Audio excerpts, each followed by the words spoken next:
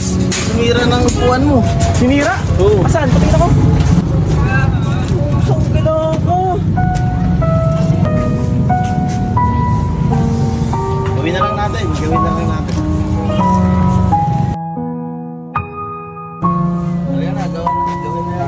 Tara. Nakaw! Anak ng tete.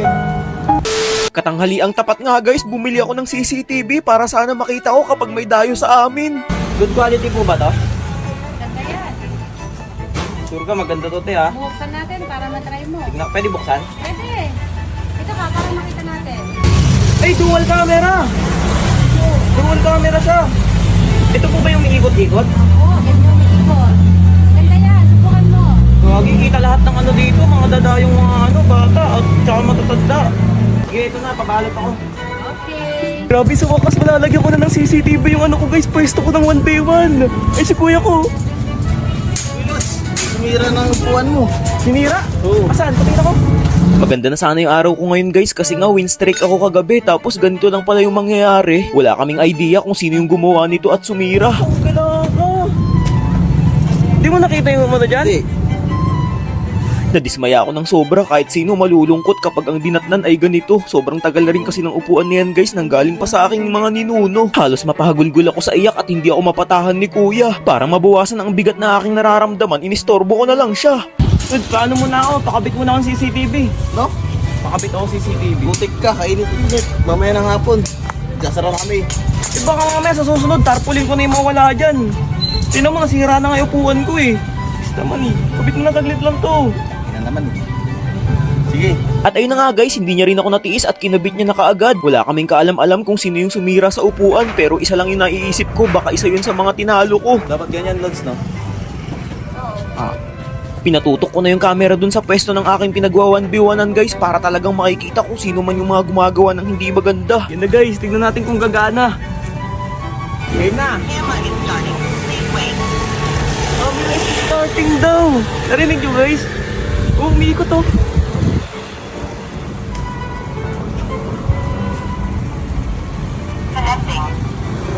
Anis. Ano, okay na? Okay na? Okay na, goods. Lods, halika, papaliwanag ko sa'yo kung dual camera na to. Ito yung isang camera nakatutok dyan. Ito yung sira mong upuan, no? Hindi na yan masisira. Tapos itong isa, control natin yan. Pwede natin yan ikot-ikutin. Yan, no? Iharap mo nga doon sa ano ko, sa pwesto ko ng Yan, maghanap tayo ng gagamba, pwede dyan. Ayun, Ano yun? silip pa. Ay, oo, kita nga. Paano yan? Pag umulan, okay lang yan kahit mabasa. Okay lang yan, waterproof yan. Waterproof. May sumisilip. Tingnan ako. Yun, oh. Yun, nagtawag kita na na. ng isang kasama. Oo, yun. Ay, binubutas na tayo. Sinisira agad, ah. Ang ginagawa niyo?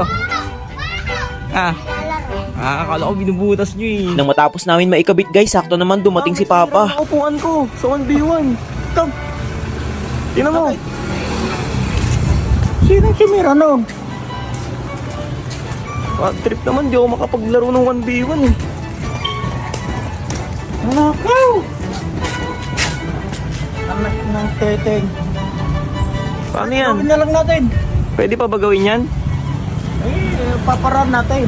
Pagkakita pa nga lang ni Papa sa nasira kong upuan guys, dali-dali niya na tong ginawa. Sa mga hindi nakakaalam, magaling nga pala gumawa si Papa ng mga ganito kasi dati siyang mananahi. Bali sa mga nagbabalak nga pala dumayo dito guys, sa Sabado pa po pwede akong kalabanin kasi nga inaayos pa ni Papa tong upuan ko. May ilang araw pa para makapag-practice kayo. Ngayong araw guys, ikakabit na nga tong bagong brand new kong tarpaulin. Grabe, excited na ako kung ano bang disenyo ang nilagay dito. Medyo kinakabahan ako, sana magustuhan nyo. Halos pinag-isipan ko rin kasi ng 3 linggo bago ko ipagawa to. Buti na nga lang tinulungan ako ni Papa tsaka ni Nana Di Coco. Pero pinamerienda ko naman sila ng hopyang munggo. Habang binubuksan nila ng paunti-unti, hindi ko mapigilang mapangiti. Natupad kasi ang aking nais at minimithi. Matagal ko na rin kasing pinapangarap yung ganito kalaking tarpaulin guys, tapos nakalagay 1v1. Tapos yung tali niya, cable cable tie na kaya hindi na basta-basta malalagutan. Ako na nga lang pala yung nagkabit nito kasi ito yung pinakamahirap gawin sa lahat. Pagpapawisan ka ng husto dahil sa sobrang hirap. Si papa ko nga guys halos hindi niya kayanin kaya sabi ko sa kanya ako na lang dyan. Nung college kasi ako guys IT yung course ko kaya lahat ng yan ay akin nang napag-aralan. Sumang-ayon naman si papa at sa akin na lahat pinagawa. Kumbaga paghahawak na lang ng tarpaulin ang gagawin niya. Pagkakabit ko ng pangatlong tali ng problema ako ng husto kasi dito sa bandang baba walang pagkakapitan. Mabuti na lang may nagmagandang loob para ako'y tulungan. Halos ginawa na namin lahat ng paraan pero bandang huli sumuko na rin kami kasi alam na namin ang kahihinatnan. Napilitan na si kuyang nakadilaw na lagyan na lang ng pako para kahit papaano may kakapitan tong bandang dulo. Ngunit sabi ko sa kanya baka makasugat yan kaya ang ginawa niya kanyang tinalian. Sa paraang yun kahit sino ligtas na ditong makakadaan. After nun pinagputol-putol ko na yung mga sobrang cable tie kasi nakakasira yan ng disenyo at ganda. Sa kabilang side naman ang nagtanggal na si kuya. 1v1 daw. oh. V1, ikaw ba lalaban tayo? Hindi ako marang... Ay, yung anak mo? Yung anak mo? Oo, yung anak ko daw. Napakarami na rin mga bata dito nag-aabang habang kinakabit talagang gustong-gusto na nila matapos. Hindi na sila makapag-antay ng lubos. Antayin nyo, wala pa kasing wifi guys eh. So papakabitan pa natin. Piso wifi. Ito nga pala yung piso wifi na i-install yan guys. Nung nakaraan ko pa yung gustong ipakabit kaso nga lang nauudlot. Pero kapag nailagay na to, malaking bagay ang may dudulot. At ayun na nga guys, ito na nga pala yung naging itsura ng pwesto ng 1v1 ko. Grabe, hindi ako makapaniwalang magiging ganito kaganda to. Ilang araw na lang, pwede na ulit kayo dumayo. Pero sana bago man lang kayo pumunta dito, mag-practice kayo kahit isang linggo. Kasi ibang iba na ako ngayon kaysa sa dating nakilala nyo.